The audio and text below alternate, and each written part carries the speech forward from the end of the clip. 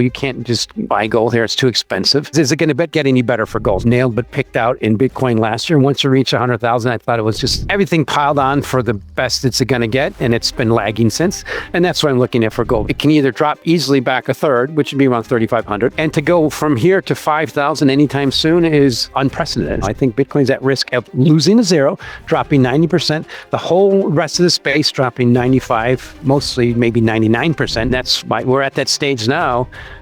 Where there's just too much risk here, and sometimes you're supposed to just, get out of stuff and stick in Treasuries. Mike McGlone returns once more. I'm pleased to welcome back Mike. He's a senior commodity strategist at Bloomberg Intelligence. We're going over Bitcoin, gold, stocks, do a Fed preview. Welcome to the show. Welcome back, Mike. Good to see you again. David, it's always good to talk to you. Thanks for having me back. Let's start with gold. Now, here's the thing, Mike. If let's say the sell-off in gold from the 4,300, 4,400 highs lasted just a few days, it consolidated around $4,300 and maybe went back up, then we can say people took profits for a few days and that was that. But now we're below 4,000. Oh, just over 4,000 now. Anyway, gold's down another 3% intraday today on the 27th, Monday.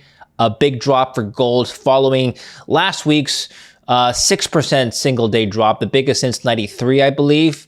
So is this the end, is what people are saying? Is this the end of the rally? Is this the beginning of what happened in 2011? It's classic signs of peak bull market, very similar to Bitcoin reaching 100,000 last year is gold reaching $4,000 this year. Just to point out, as we speak, it's right at $4,000 an ounce on October 27th, and it's up 52.5% on the year. So there's some factual statements are just plain scary. Now, the last 100 years, gold's within it's the fourth best year ever, followed by 1979, 72, and 73, all massively inflationary periods. What's happening in gold this year is, I was using the term scary before, but now as we approach Halloween in this country, I want to use the term frightening, because it's never rallied at this velocity without at least a decent pickup in stock market volatility and significant, most notably either deflation or inflation. So I'm worried about the signals it's telling us, and I'm heeding them. And I think that's part of the reason I think gold is pretty much peaked near this level, at least for now.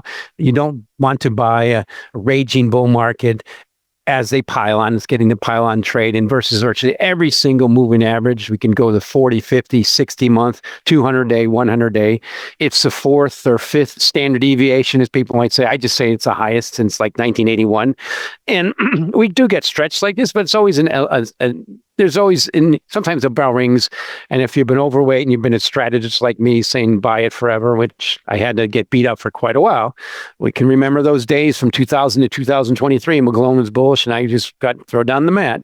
But when it finally gives you that, you're supposed to take something, and now I'm just afraid of what it signals for the rest of the market. I mean, versus virtually every risk asset on the planet, even on not a risk-adjusted basis, underperforming the rock is not a good sign. What are you? So you're afraid of what it signals. What does it signal? It signals to me the potential. Well, my interpretation is this type of rally in gold. And when we look back from the future, will have told us, yeah, it was finally time for a little bit of stock market volatility pickup in U.S., which is still running near multi-year lows on a 90-day basis.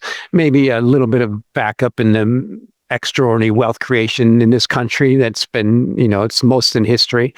And that's not just stock market cap GDP, it's U.S. stock market cap versus the rest of the world, housing, almost everything. And then, of course, the one thing that gold loves the most is obviously geopolitics, the Russians' invasion of Ukraine being supported by China, according to NATO, and Mr. Trump. Gold loves Mr. Trump, pushing back in the Fed, telling how he's going to make the world great by doing things that made America great by reversing some of those things. So the thing is it going to get any better for gold? And that was what I nailed, and not so much nailed, but picked out in Bitcoin last year. Once it reached 100,000, I thought it was just everything piled on for the best it's going to get, and it's been lagging since. And that's what I'm looking at for gold right now. But bottom line is it's so stretched now that it can either drop easily back a third, which would be around 3,500, and to go from here to 5,000 anytime soon would be, I'm already pointing out how historically stretched it is now, and just be unprecedented. So there's simple lesson as a money manager. I got my FRM in 2006, I think. That stands for Financial Risk Manager. Never really use it. Is you're supposed to just say sometimes, oh, thank you, give some back to the market. Mike, you did write in a recent report that gold drawdowns of 20 to 30% are normal from extremes, just going back to what you said earlier. Now, when you make an evaluation like this first statement in the article, not an if, it's a when, volatility reversion versus parabolic gold. When you make an evaluation on how much something like gold or any other asset could mean revert, in other words, how much it could fall back or rise to some sort of historical level, how do you make that evaluation? Do you look at historical precedents? Do you make an average from prior peaks? Do you look at current macro variables? Is there even a precedent for what's happening currently? Yes, it's very much unprecedented, and the only comparable high velocity move in gold in history we had a big similar in 2008 to 2013 is basically late 70s to the peak in 1980 1979. Those are only historical, but they're not comparable for many reasons. So basically you have to sometimes switch off why you've gone to a certain level and switch off my risk management hat. And that's what because there's always a reason. And that's when I switch over. Okay, so in the past, it's got this stretch or did this or meant that. And that's why I point out, as you just pointed in that article I showed, is you virtually never get rallies in gold, sustainable rallies from these type of stretched extremes. So it just say right now, it's still about 90% above its 60-month moving average. That's most since 1981, actually, and that was near the peak. And so to do that, it needs further fuel. So the number one source of fuel, I think, right now is just a potential pickup in U.S. stock market volatility, 90-day volatility recently, just this month, bottom at the lowest level since 2020. Now that's up a little bit, but it's curtailed. And then you look for other reasons, but from these type of levels, also we're in the midst of a shutdown. There's a lot of reasons for it to be putting in a peak, just the way I think Bitcoin somewhat peaked and put major signs of a late stage bull market when it reached 100,000. Now it's still higher, but since then, gold has taken off. That was since December last year. Gold has taken off. Now it's getting expensive. And to me, that's why everything I looked at is like alternatives to the stock market getting expensive are gone. And that's why I tilt over. To me, the next big trade might be deflation from the inflation, which is all the lessons of history show that. Certainly that's the case in China right now. And I can pause there and go wherever you want. Before we continue with the video, let's talk about our sponsor today, Odoo. Odoo is an all-in-one business management software that helps entrepreneurs streamline their operations from accounting and inventory to websites and project management. Today, I want to focus on their project app. It gives you a clear overview of all your projects. You can create custom stages, assign tasks, set deadlines, and even add checklists. Everything's customizable. You also collaborate in real time, tag teammates, comment, attach files, and manage everything in one place using the built-in chatter. And the best part, you can choose from different views. Kanban for a board-style view, Gantt for timeliness, or List for detailed data. Like all of Odoo, it's built to scale. Click the link in the description and get one app for free with unlimited users. No credit card required. Let's talk about Bitcoin and inflation, deflation, and the Fed in just a minute. But let's finish off on gold and the stock market. Now, you wrote in the article that it's very strange for stocks and for gold to go up in a period of very low stock market volatility. The last time I remember this happening is 2020 when.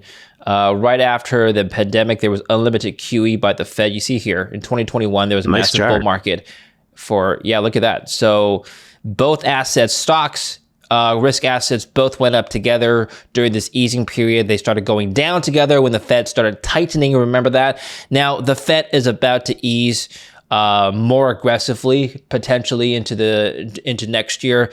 Besson just announced his top picks for the next Fed chair. We'll talk about that in just a minute.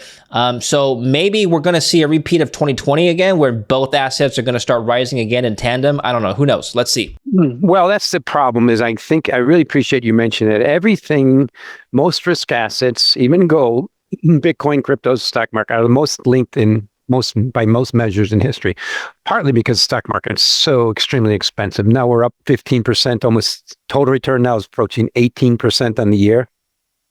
That's the third year in a row after the COVID issue. And people are just accustomed to that. It's all priced in every model. It's just assumed. And gold's telling you better stop assuming that. And to me, that's what's happening. And now even gold's too expensive. So what you pointed out, I think, is just the aberrations of history. You get to late stage cycles in bull markets. Now, that's certainly been the case in cryptos.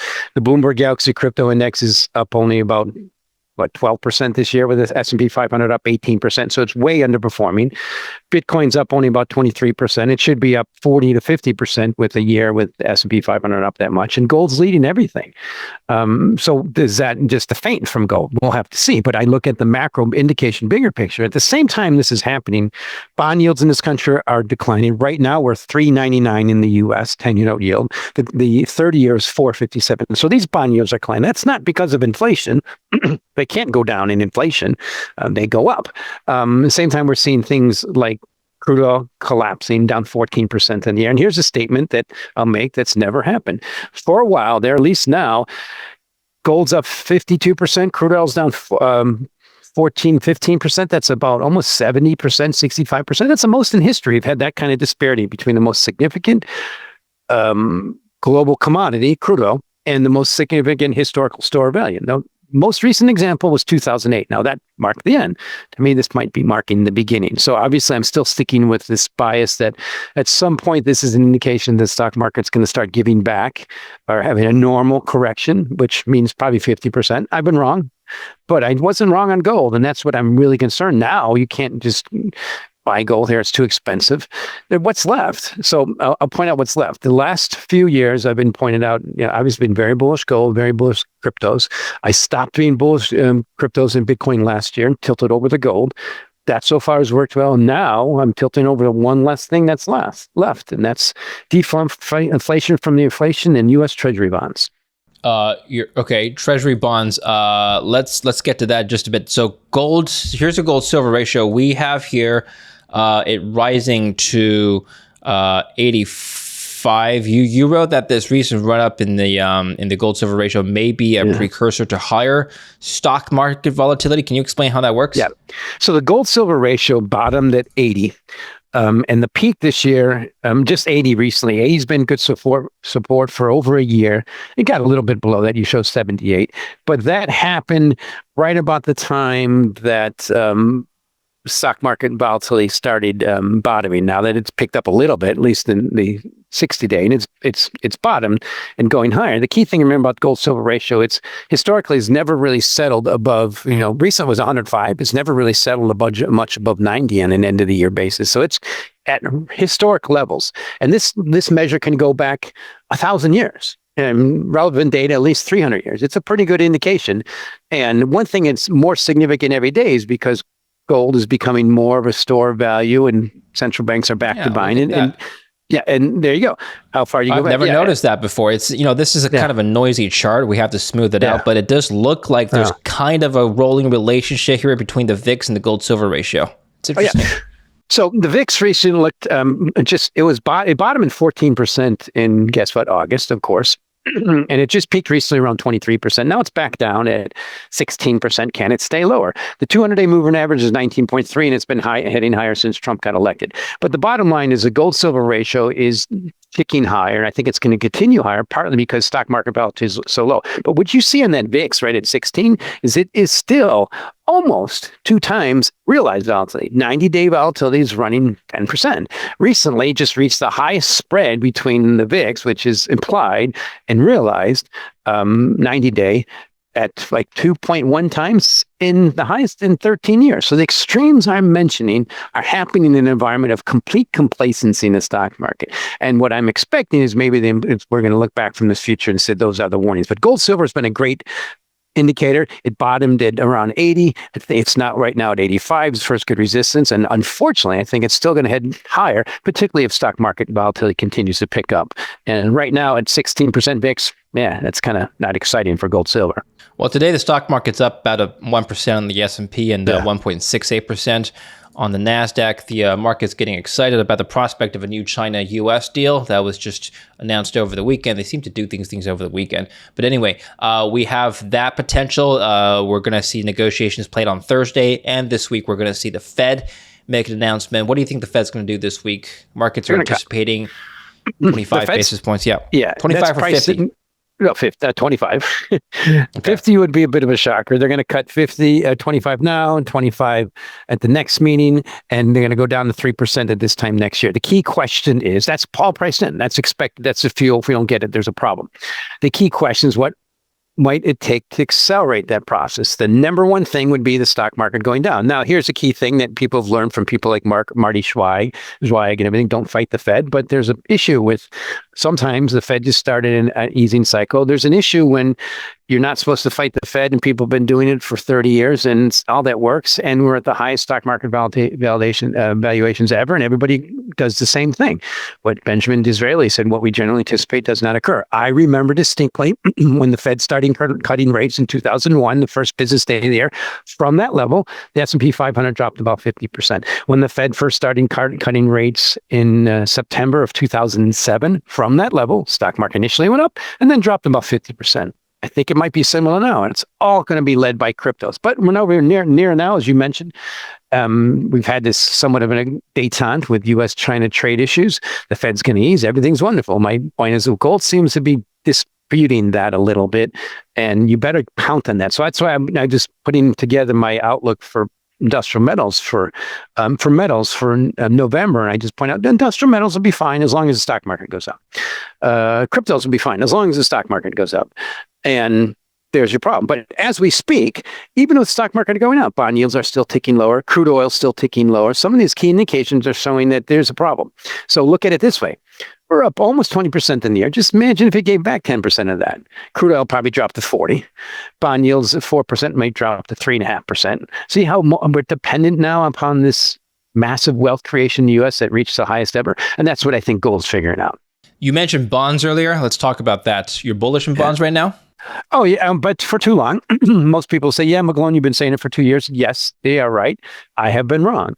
On Treasuries, I thought they would outperform. Now, the U.S. Treasury long bond, the 20-plus index, our index on the Bloomberg terminal is up about 8% this year. That's despite the stock market going up and despite inflation running ahead of expectations. To me, that's a divergent strength, sign of it's finally bottoming me. And then I look at so many indications. I look at the farthest I can go back with a measure of the entire Treasury market index in terms of price, divide by gold. I go back to 1973. You got to go back to 1983, the last time Treasuries were this cheap or gold was this expensive. Okay, that's a pretty wide disparity. And then, of course, we look at stock market cap to GDP, highest in 100 years, stuff like that. So for me, the market's just looking for a little tweak to kick in Treasuries, just a little bit of normal deflation that comes from inflation. Let's point out how and where that's happening right now. China's PPI is running minus 2 to 3%. Its 10-year note yield is 1.81, which I think is where we're going. That's despite stock market cap to GDP running 300% and money supply running $45 to $50 trillion, double U.S. Now, we had the same type of cycle that happened in Japan in the 90s, and the U.S. in the 30s, and the U.S. post-financial crisis, part of the financial crisis. And that's the kind of extremes we're running into now, which is what I'm still tilting over to. Before, I was very bullish on Bitcoin and cryptos. They ran their course up to 100,000. I was really bullish on gold. I think it's run its course up to 4,000. I mean, here, their levels are just so stretched. And the only thing I really have left is the U.S. Treasury bond, far out in the duration. And if I'm wrong on that, then yields should be going higher in this environment. So far, they're ticking down. So the next test, we'll end with this. The next test would be the next 5% correction in the stock market. You know, stuff that used to happen. We'll see what pans out when that happens, and maybe it'll happen before the year, and we'll get a good sign. But here's one thing happened that recently was we had a 3% correction, October 10th, was it? And all the cryptos collapsed and came back. Bond yields dropped below 4%, and now we're all back. Everything's fine. How long does that last?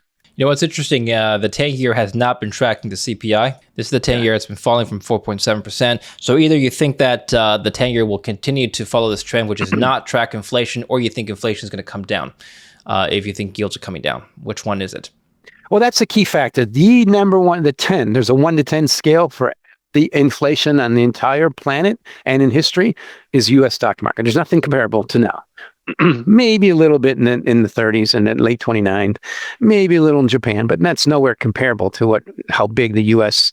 stock market wealth creation was. So that's my point. We have to keep going up. And the fact that we're still up, we've created another $10 trillion of wealth this year. We were up as far as relative to GDP. If the stock market S&P 500's up 18%, that's almost 40% of GDP. And this is just massive.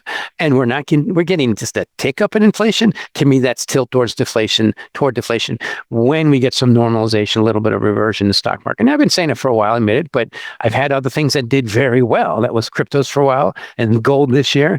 And now, to me, it's like there's just a complete inordinate burden for stocks to keep going up, or deflation's going to kick in. And it's just what's always happened in history. There's a couple books. One book was The Price of Time by Edward Chancellor. Another was Boom and Bust. Quinn was one of the authors. And just pointing out those examples in history. The question is, how long can we avoid this normal cycle? And that's what really scares me about gold being up for a while. On September 20th, it was up 66% on the year. Now it's only 52%. Well, at least it's alleviated a little bit of that. I do want to ask you about your deflation narrative. You've been telling me about potential deflation in the economy. Now, right now, as it stands, the CPI has, as of the latest report, ticked up to 3%, which is the first time that's happened since earlier this January. I've talked to your colleague Anna Wong, great guest. She's the chief U.S. economist at Bloomberg Economics, and I know her team has switched to a more bullish stance on the economy earlier in the summer. And there's another theory that gold potentially could signal higher inflation, at least inflation expectations. So we've got a lot of moving parts here in the economy. Are you still sticking with the deflation narrative? Oh, sure. Well, yes, I am. And Anna flipped a little bit with the shutdown. She says the shutdown's a major drag in the economy. And just in a meeting this morning, she pointed out for everyone government employee, there's 2 contractors, and they're not coming back. And a lot of that money is not coming back right away. So it might be more of a permanent debasement issue. My view is the only thing that's going to really, the primary force it's going to bring these 2 parties to come together to agree is stock market going down and making them do that.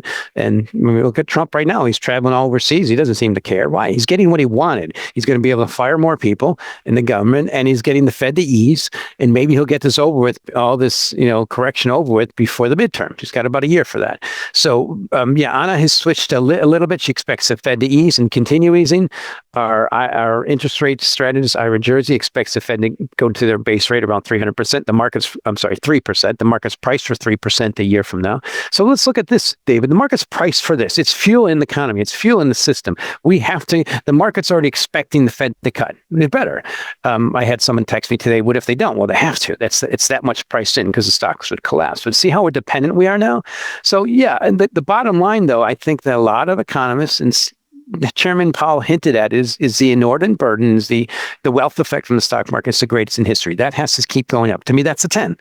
And all economists who avoid what that means and matters, and certainly being up almost 20% this year, I think are going to miss out. And that's part of what you have to do is, know that the questions have changed. The questions are the same, but the answers have changed.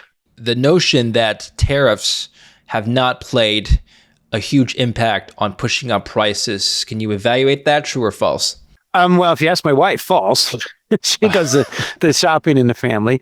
According to our equity strategist, Jillian Wolf, this morning, she pointed out they're not been a major factor, certainly since the Liberation Day. The key thing that's been happening is profits in the Mag 7 are fine, but profits expectations from most of the rest of the S&P 500 have had to decline, have dropped down, but they've picked up from the lower expectations, which is a good sign. But as far as the actual inflation, again, to me, that's a 2 maybe on the macro inflation scale of a stock market drop in 10%. And only said 10% because 10% is 20% in the economy. It's the most in history, at least in the world base, it's the most. So that's my point, is the fact that we're still getting 3% is above target in CPI and core, but that's happening in the year where we're creating, S&P 500 is 18% so far. Just imagine the year when it's down 10%. It will.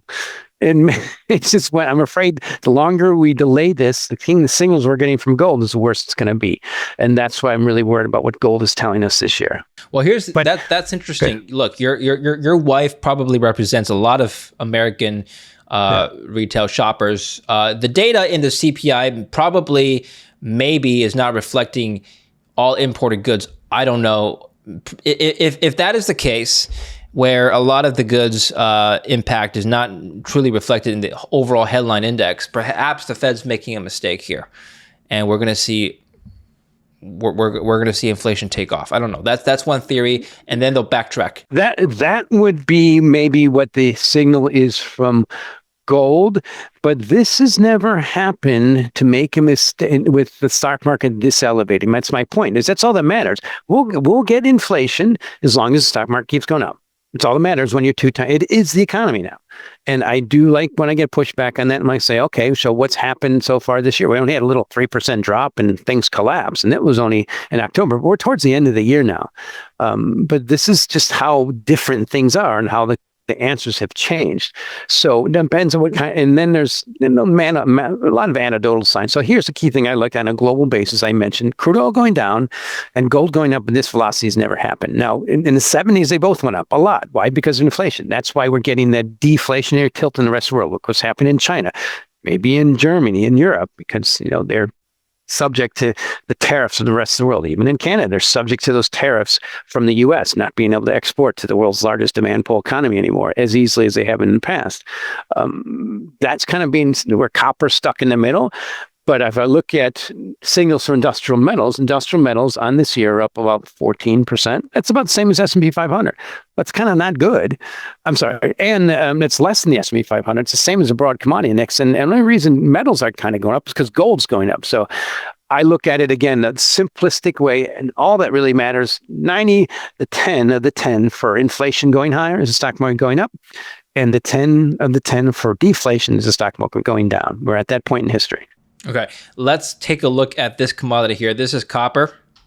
This is one of the base metals that people track as kind of a barometer for the economy. Dr. Copper, it's called, and it's now once again at all-time highs if you ignore this spike earlier in the summer from the tariff announcement, and then went back down after the tariffs were repealed. I wonder what this is signaling to you, Mike. Well, that's the key thing. It's the metal known to have a PhD in economics, and some people would say it's going up for the wrong reasons, because most notably supply constraints. And we all see what's happening in China. It's a pretty significant year for supply constraints. My metals strategist in London, Grant Spora, pointed out, typically he'll measure like a 5% type constraint year on average. This has been a 10% supply constraint year. So, okay, that's okay. I mean, it's a good reason for it to go up, but it's not enduring. But that, I also, one thing I like is look at that copper to gold ratio. It recently reached the highest ever in October. Now it's coming back off. Now you're showing U.S. copper, which I think is the center of the world, compared to European copper, which has not been distorted by tariffs. But the bottom line is, I think copper has an absolute inordinate burden to stay up and to keep going up, or it's going to signal the opposite. And I'm worried that the risks are like Bitcoin. I put it in the same bucket. It's going up on the back of the stock market. You just look at that copper chart you showed there. When it was up 30 or 40% in the year, made a new high around 6, it dropped right back down after the tariffs were alleviated a little bit. It dropped right back down to the trend with the S&P 500, right to the same level. Now it's up a little bit more than S&P 500. That's why I tilt over to the 10, and the 10 is the stock market. Unfortunately, same with cryptos. Bitcoin's up about the same, a little bit more than S&P 500 this year. It's stuck on that same plateau, that same plane of the rising tide. That tide's got to go up. And these are the two, certainly Bitcoin and cryptos were the high volatility, high beta assets that are failing compared to beta. Copper usually stays mostly the same with interest rates. So here's the problem with the copper. It typically has a high correlation with industrial metals, with iron ore in China, bond yields in China, and crude oil. And they're all going lower. So that's why I say it's the tip of the iceberg for commodities. So there's no room for it to go down. And the stock markets just start ticking down. Copper and Bitcoin will probably go down with double the velocity. That's the problem. They're completely inordinate burden. And that's why we're at that stage now where there's just too much risk here. And sometimes you're supposed to just, get out of stuff and stick in treasuries. Let's bridge this to Bitcoin now. I'm just kind of playing around with the charts here, see if there's any sort of relationship between copper and Bitcoin. And certainly it makes sense how if one kind of tracks economic growth, or in this case, moving for the wrong reasons, and the other is a reflection of risk appetite, they should be moving together. More or less, actually, that has been the case if you look at a longer term chart. And I just find that interesting. Well, you overlay with the stock market, it's all the same thing, tilting back to, unfortunately, it's never been, I'm only been in business since almost 40 years now. I've just never seen this, and obviously you can tilt back to history, but it's also psychology. And the key thing to remember about Bitcoin, we're in the midst of a pile-on into poor performance trade. This typically happens near peaks. Now, I was early in identifying that last year, but once I got to 100,000, it's showed clear divergent weakness versus all other most risk assets that used to be highly correlated. It's more highly correlated to the stock market, but it's lagging now, certainly since 100,000. That's in the midst of a pile-on trade where everybody says how great it is. It's typically how bull markets peak. Copper is going up for other reasons, supply constraints, but it's certainly not getting that demand pull from industrial demand pull strength from the rest of the world. Now, it does have one thing going for it, certainly electrification, which is part of what's helping things like silver, the most, electrically conductive metal.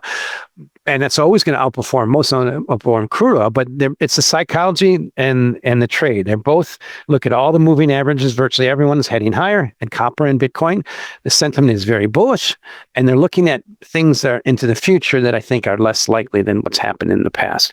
Like I say, and that's why I put them in the same bucket, psychological and technical. So Bitcoin at 115,000, is it about to see the same fate as potentially gold, which is a mean reversion by the order of potentially 20 to 30%?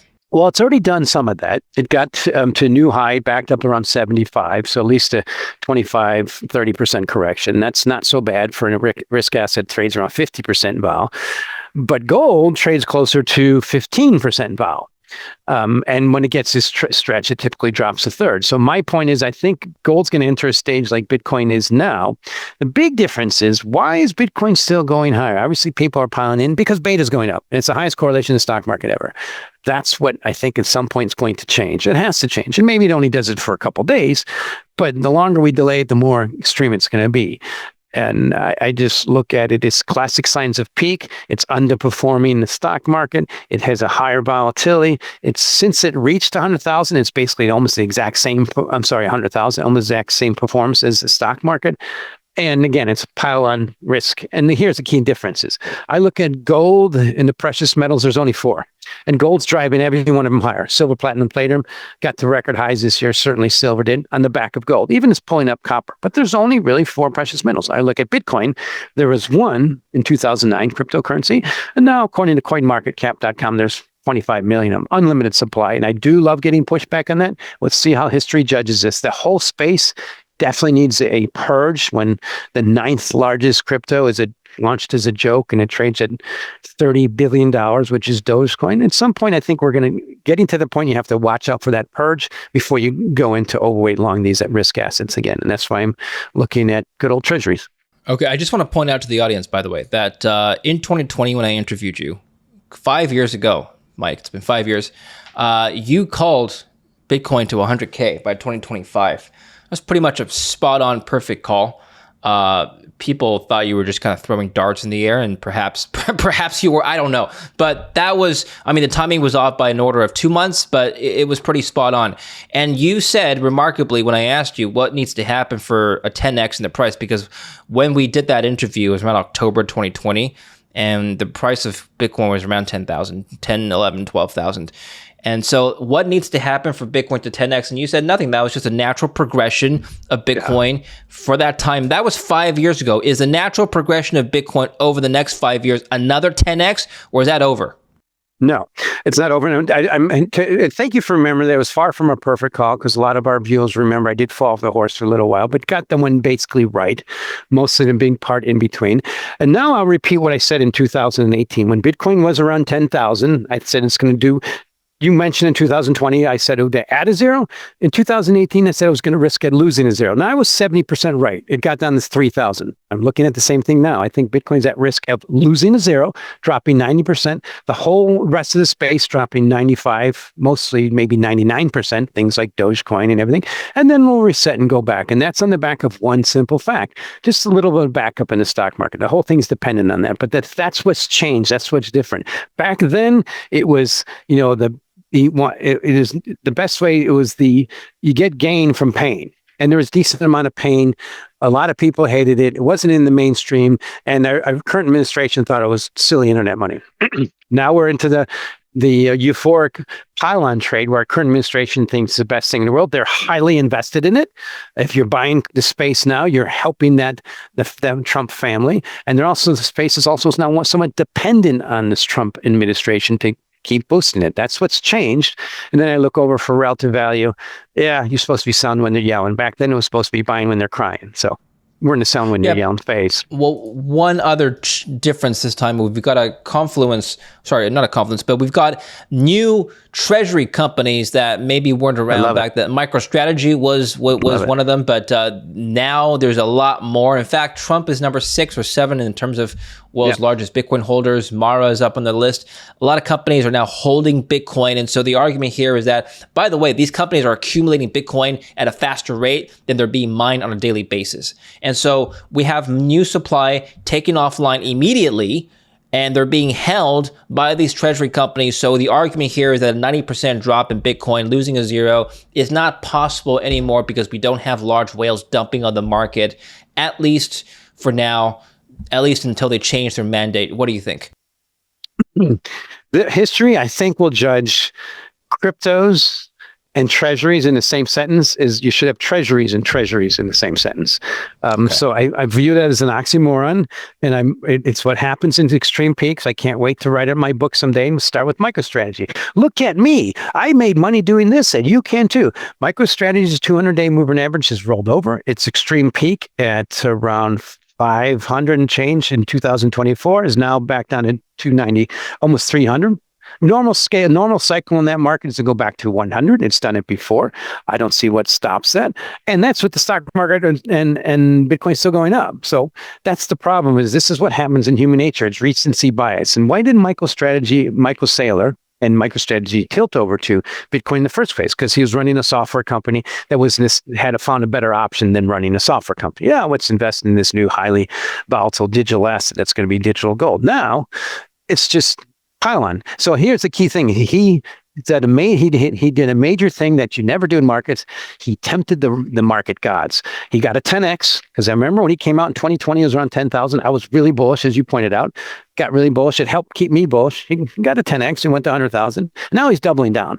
Market gods typically don't favor those things too much. And they always look for excuses. Oh, we're taking up new supply and everything. But there's an unlimited supply of similar cryptocurrencies. And there's a high correlation with all these things and Bitcoin. And I just say good luck. This is not the lessons of stock market, supply, demand, hubris, inflated assets do not shine favorably on Bitcoin at these levels. Maybe it's different this time, but that's why I stick with gold. Still, it's telling us it's not, and gold's already getting expensive. And there's a certain time that, like I said, maybe MicroStrategy can get above its 200-day moving average and signal will go back up, but right now it's heading lower. All right. We'll do a follow-up before the end of the year, so let's see how things go. Thank you very much, Mike. We'll keep tabs on your calls. Where are we going to follow you right now? I'm going to say on your program, David. Thank you very much. Appreciate being on your program, on the Bloomberg Terminal, on X at Mike McGlone 11, and LinkedIn, just Mike McGlone, Senior Commodity Strategist at Bloomberg. And thank you for having me back on. Yeah, thank you for coming back on. Do check out Mike's last interview with me so we can see the progression of the calls he's made over the summer. And do follow Mike in the description down below. Thank you again for coming on, Mike. We'll see you next time. Take care for now. Thank you, David. Cheers. Thank you for watching. Don't forget to like, subscribe, follow this channel.